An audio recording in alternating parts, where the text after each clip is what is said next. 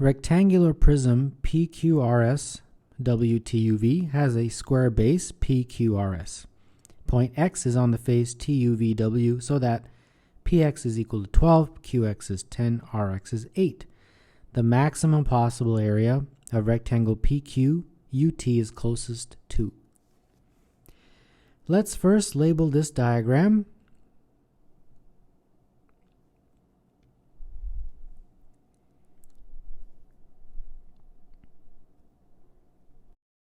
Let's say that point X is right here represented by that red dot. So that is X. So we will join P to X, Q to X, and R to X. And then what I will do is I will drop a perpendicular directly down from X to the base, right here to that base. And I will then connect P to that base, and it will be exactly the same spot on the bottom base as the top base. So once I connect it to P, Q, and R, it will look like that. Now, this diagram is going to get pretty messy, so I will avoid anything other than the distances, which are 12, 10 for QX, which I can squeeze in right there, and 8. Now, at this point, what I'll do is instead of working with that diagram, which will get very messy, I will draw the square base, PQRS, over here. So just like this. So all I've done is just taken PQRS and shown you sort of a bird's eye view.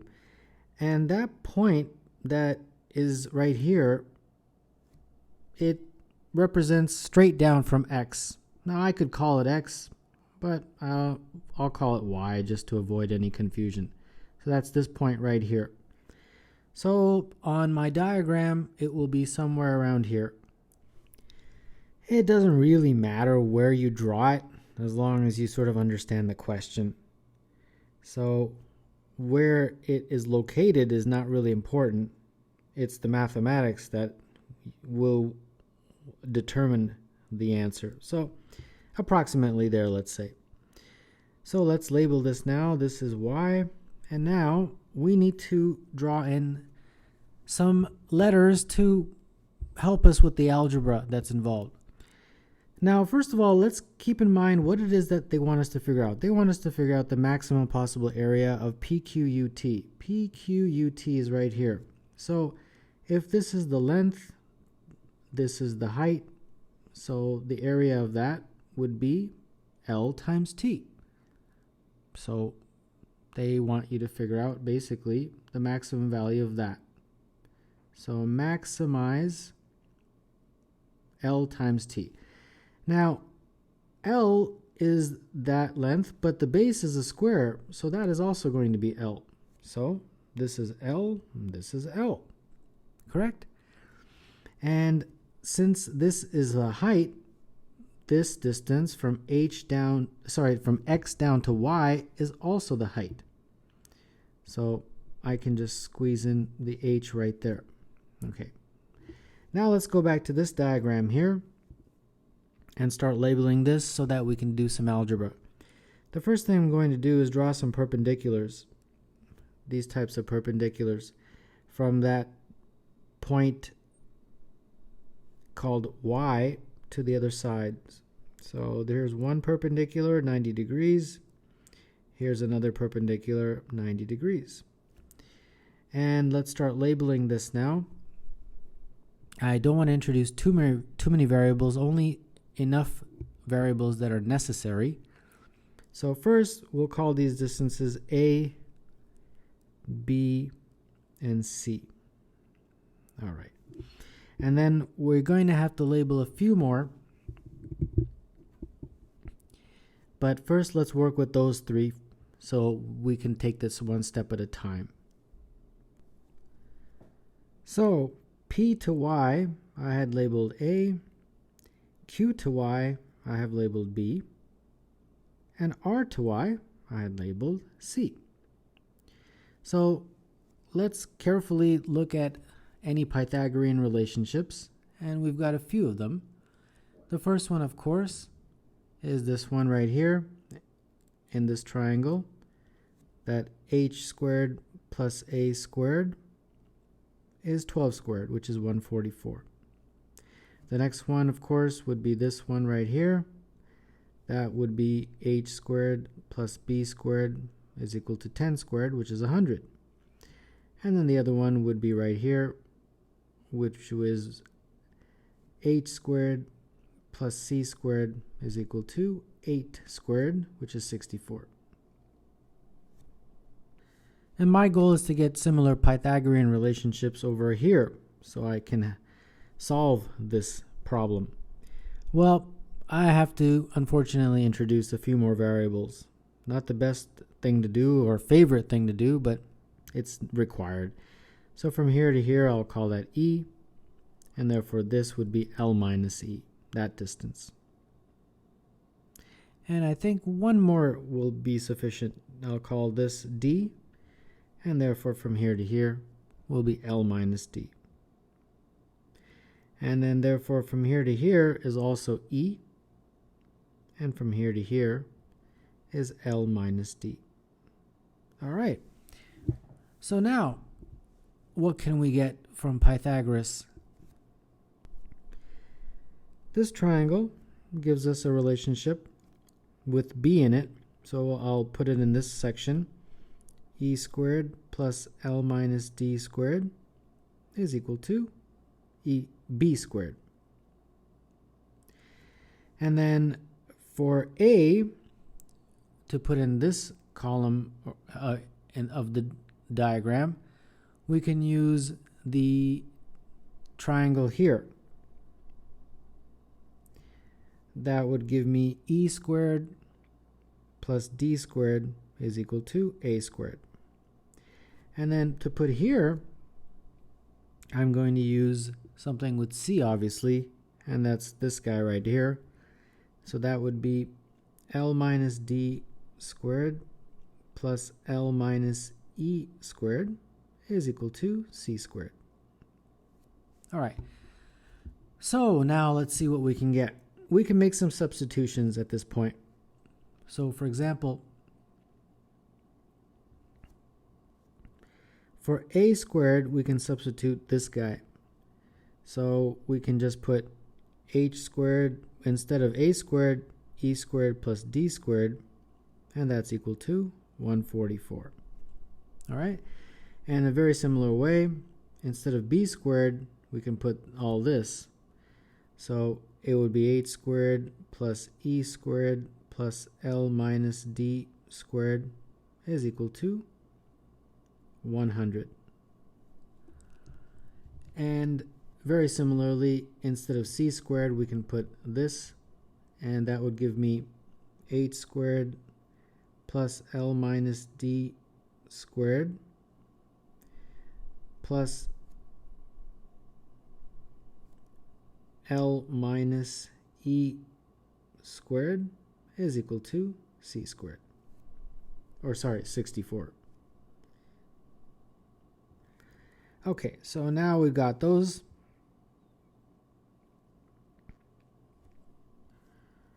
We'll call this one equation 1. We'll call this equation 2. We'll call this equation 3. So now, let's work with these equations. The first manipulation or combination of these three is going to be 1 minus 2. So if I take equation 1 and subtract from it equation 2, I will get the following. The h squareds and the e squareds cancel, and all I'm left with is d squared minus L minus D squared on the left side, and on the right side it will be 144 minus 100.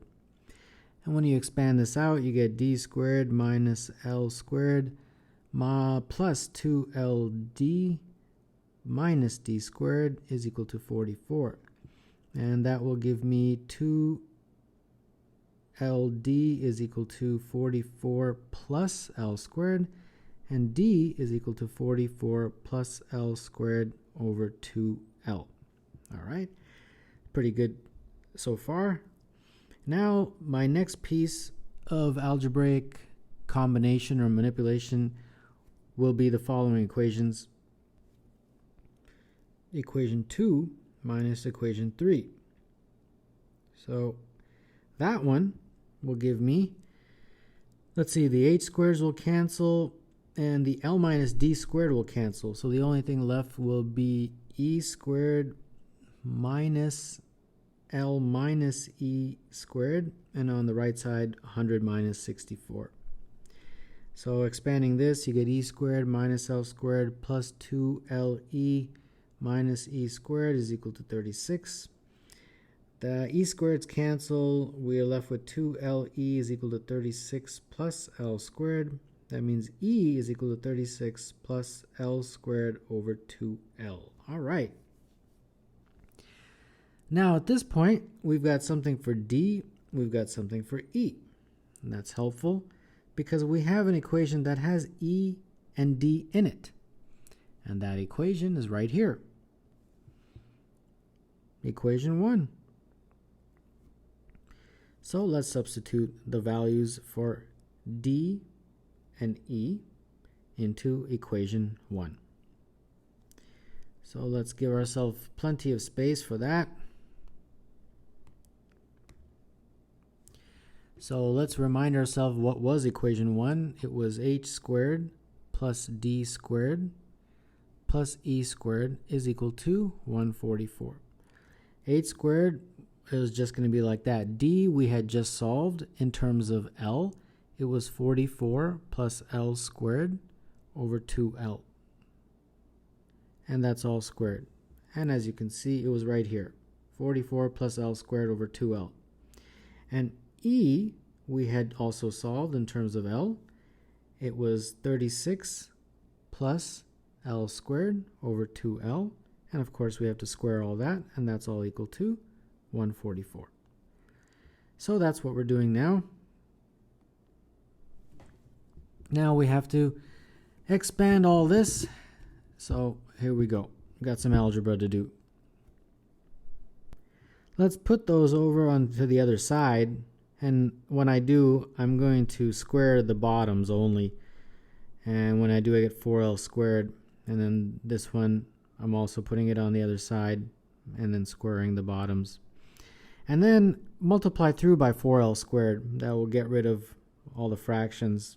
So then you'll have this 144 times 4L squared. And then the bottoms cancel out. So 44 plus L squared, all squared, minus 36 plus L squared, all squared. Right? And now we can expand all this out. And 4L squared, h squared will remain at this side. Now, let's keep in mind or remind ourselves what it is that we're trying to figure out, because sometimes the question becomes so long we forget. We are trying to maximize, if we remember, L times H. Well, we have something like LH. We have its square, actually. We have L squared, L squared, H squared. And that's fine.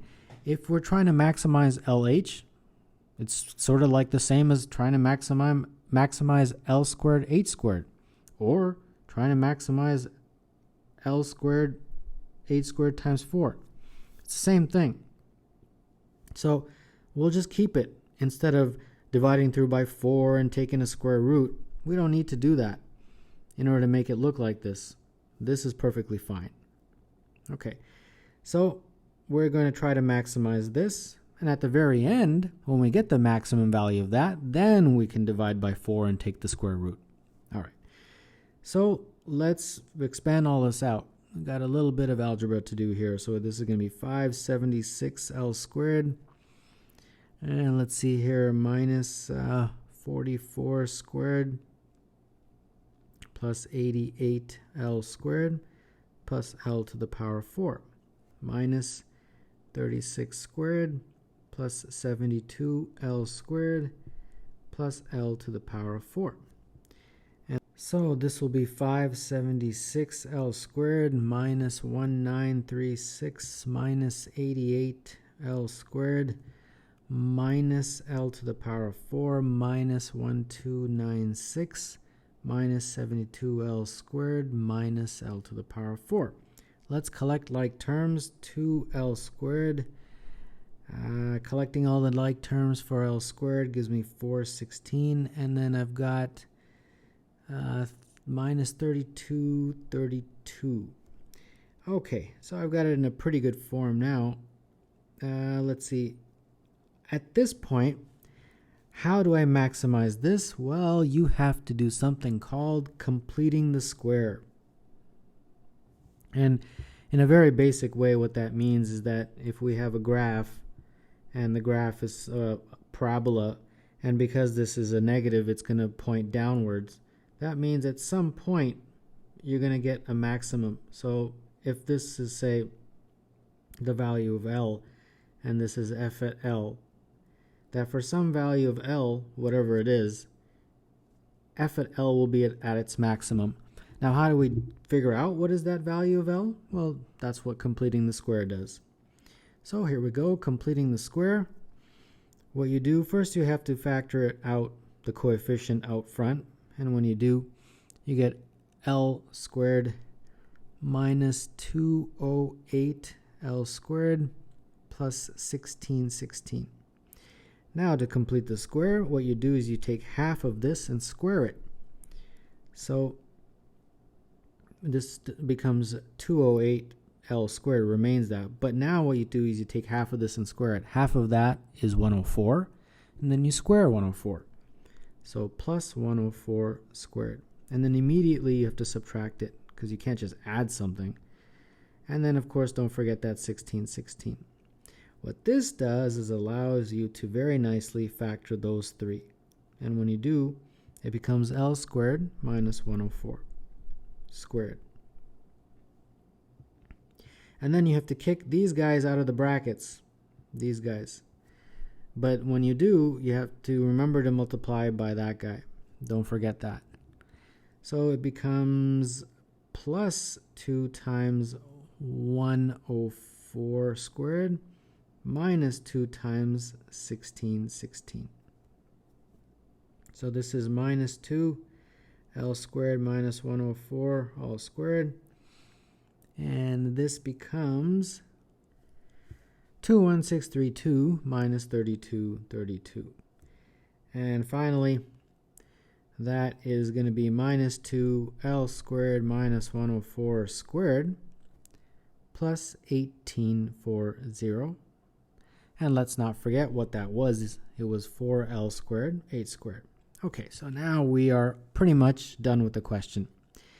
This means that when L squared is equal to 104, right there, that part becomes 0, and it makes this have the maximum value. Max value is 18400. For what? For that function, which is equal to 4L squared, 8 squared. Okay? So, let's figure out now what is the value of just LH, because remember we had to maximize LH. All right, so we got that 4L squared 8 squared has a maximum value of 18400, and that happens when L squared is equal to 104. Well, divide both sides by 4, and you will get 4,600. And then take the square root of both sides just to get LH. And when you do, you get 67.823. And there you go. That is the maximum value for L times H. 67.823, and that would make number 25. The closest value is B.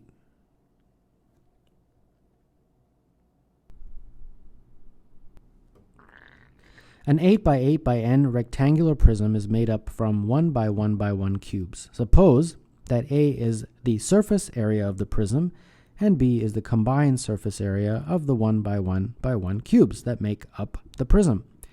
What is the sum of the values of n for which B over A is an integer? I will first start off with a simple example. Let's say n is 2.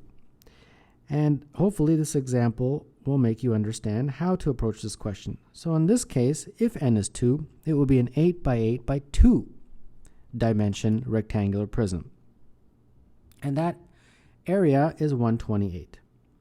Now it's made up of these unit cubes.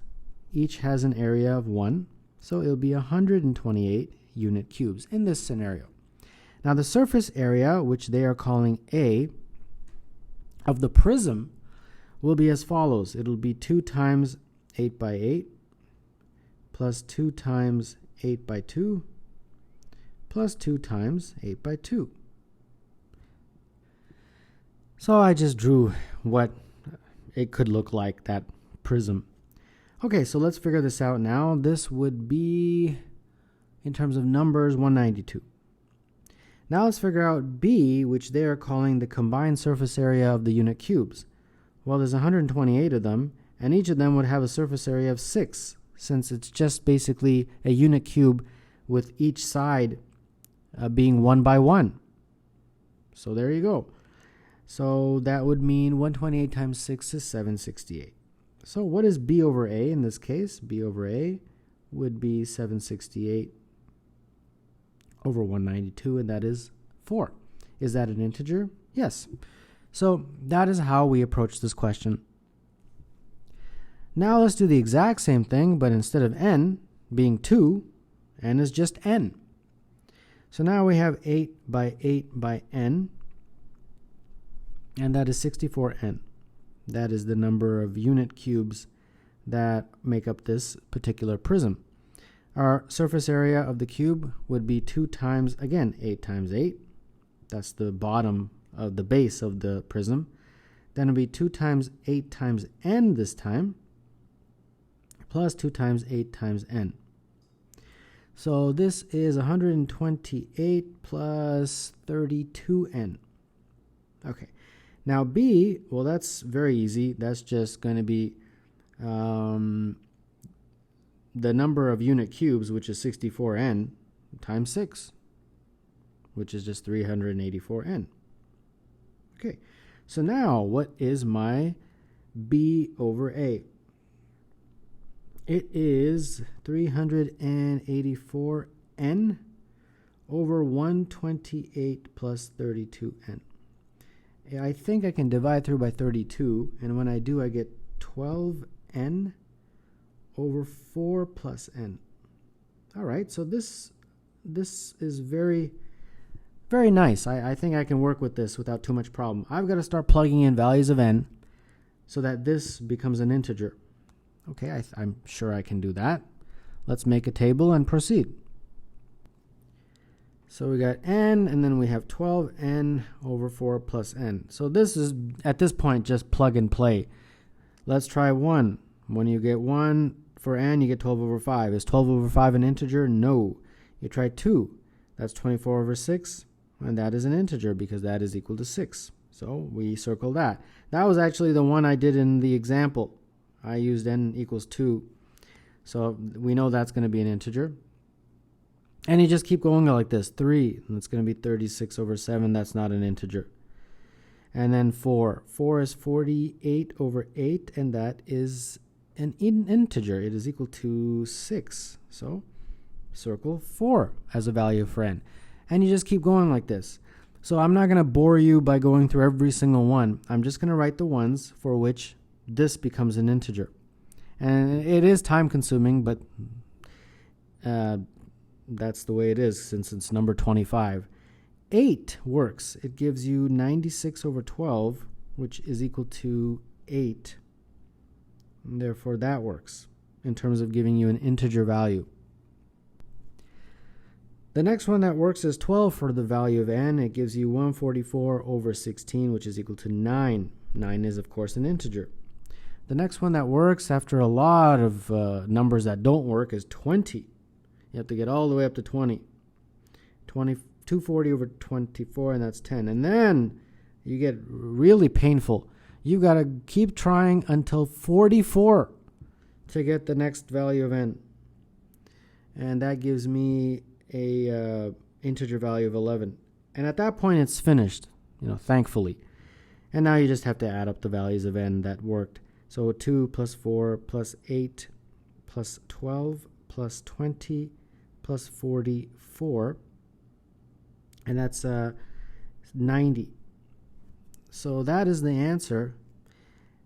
And that's B. Now you might say, well, how do you know that you have to stop at 44? Why didn't you just keep going here, 45, 46, and so on? Because if I did, my sum would be greater than 90. It would be much greater than 90. It would be at least 45 greater than 90, and there's no answer choice that is that big. So you can be confident that 90 is indeed the right answer. So number 25, that would be B.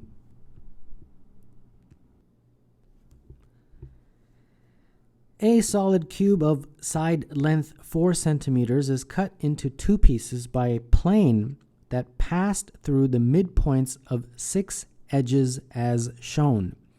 To the nearest square centimeter, the surface area of each half cube created is. So here is a diagram that illustrates what is happening. You've got this plane that chops or slices this cube into 2 parts. And they want you to figure out the surface area of each of these half cubes.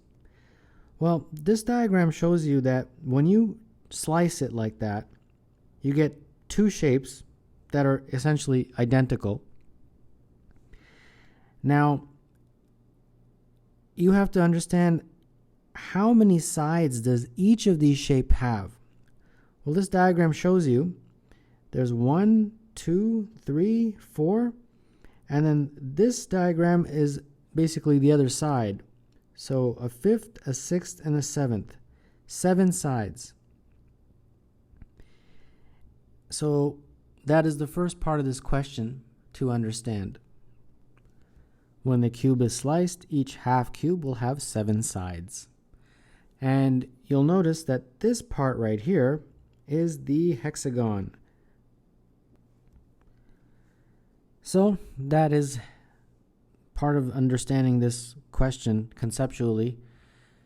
Now, because of the symmetry, when you chop this into half, the surface area of the half cube is also half, all right? Not counting this side. That's something new that we've introduced because of the slice. But if you don't count that hexagonal part of the half cube, all the other sides will have a surface area half that of the original cube. Because of symmetry, the 6 other sides or faces have a surface area that is half the surface area of the original cube.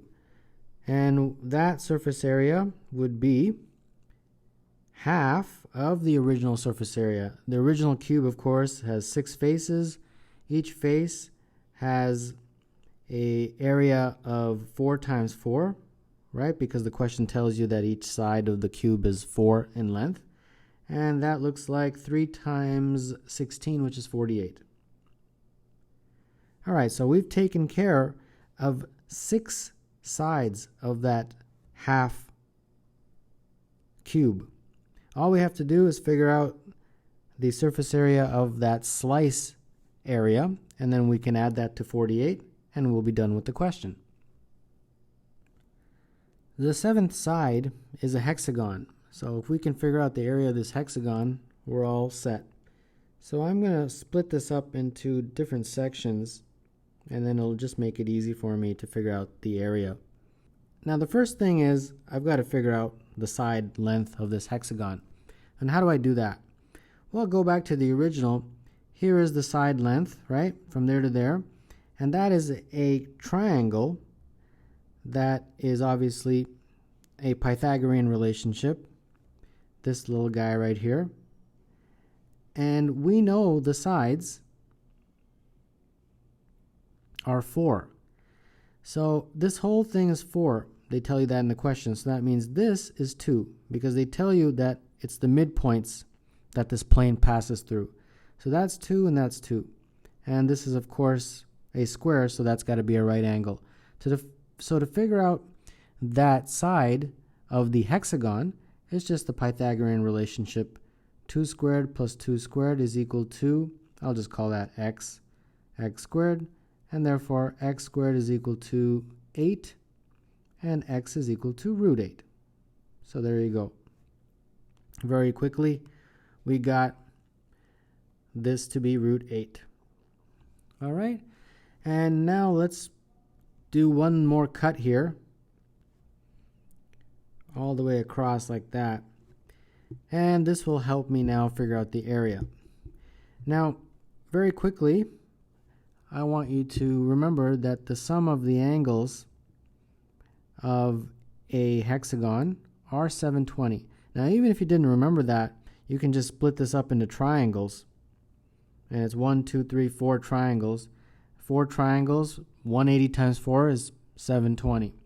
And therefore, each of these angles, each of these interior angles, there's 1, 2, 3, 4, 5, 6 of them, is going to be equal to 720 over 6. And that is equal to 120. So this is 120 degrees.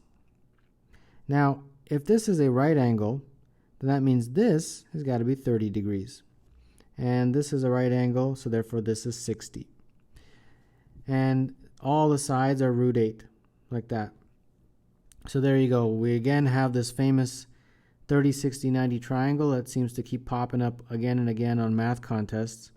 And I'll just draw it on the side here to avoid making this messy. So we've got 60, 30, and this always has the following ratio to the sides. 30 side opposite of it is 1. The right angle side opposite of that is 2. And opposite of 60 degrees is 3. This is the ratio of the sides. Now we know the actual length of one of these sides is root 8, and therefore the actual length of this side will be root 8 over 2. And then the actual length of that side will be root 3 times root 8 over 2. All right, and there we go. We got enough to figure out the area of the shape now. This here, we just figured out, was root 3 times root 8 over 2. And this here, that length is root 8 over 2, like that.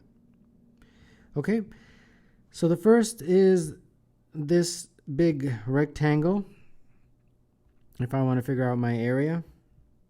And that's length times width, so we got root 8 times this guy times 2. So that would just be root 3 times root 8, like that. And then I've got to add to that these triangles. And there's 4 of them that are identical, right? And 2 on the other side. So 4 times 1/2 base, which is root 8 over 2, times height, which is root 3 times root 8 over 2. So this looks like 8 root 3. And this looks like, let's see here, 8 root 3 over 2. So this looks like 3 over 2, 8 root 3. And if you get out your calculator, that will be 20.78. All right. Remember before we got 48, that was the surface area of 6 of the sides. The 6 sides. And then the shape had 7 sides, and that 7th shape was our hexagon. And we got, for the hexagon, 20.78. So now we just have to add this 48 to this 20.78 to get the total surface area of that half cube. And that would be 48 plus 20.78. And that is equal to approximately 68.78. 68.78. So we have to figure out which of the answer choices this is closest to. 68.78. To the nearest square centimeter, the surface area of each half cube is. That would be choice A, that it's nearest to. So number 23 is A. In the diagram, the object is made up of 7 1 by 1 by 2 solids. What is the total surface area of the object? All right, so we have to figure out what is exposed and what is hidden. First, let's just concentrate on the 2 by 1 shapes, so the ones that look something like this, right? And then we will concentrate on the ones that look like that, the 1 by 1. So here we go. First, 1 by 1 probably is the easier one. We got 1, 2, 3, 4, 5, 6, 7, and then we have an additional 7 on the other side, right? Back here that we can't see. So that's 7 plus 7, so 14 of these guys. Okay. Now let's look at the 2 by 1s. This is 2 by 1, and this is 1 by 1. 2 by 1, okay, 1 here, 2, 3, 4, 5, 6, 7. Then there's going to be 1 there, 8, 9, 10, 1 below here, 1 here, 1 below here, 1 below here. So 1, 2, 3, 4, 5, 6, 7, 8, 9, 10, 11, 12, 13, 14 of those. All right, so that's basically all there is to this. Now we have to figure out the total surface area. So surface area, 14 times the 2 by 1, and each of those is 2 by 1. And then 14 of the 1 by 1s, and each of those is 1 by 1. So this is 14 times 2 plus 14 times 1, which is 42. And therefore that is A. 21 is A. Beginning with a 3 by 3 by 3 cube, a 1 by 1 by 1 cube is cut from one corner, and a 2 by 2 by 2 cube is cut from the opposite corner. As shown, in centimeters cubed, what is the surface area of the resulting solid? Well, we've got a little bit of a shortcut here, much needed. When you cut out this cube right here, something interesting happens, and I'll explain it. The surface area does not change. Why? Because remember, before you had a cube like that, right?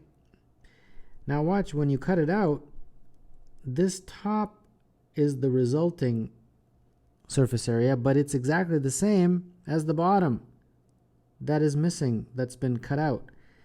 This side is part of the resulting solid, but it's exactly the same as the part that was cut out. That was like that. And this part in here is part of that resulting solid, and it is exactly the same as the part that was cut out, which would have been right there. And you can use the same sort of argument on the other side. So all you really have to do is figure out the surface area of the solid in the beginning, before the cuts. And that surface area is just 6 times the area of each side, which would have been a 3 by 3 side. So 6 times 9, which is 54. And if you can recognize that shortcut, it can make it a lot easier for you. So number 22, the answer is E.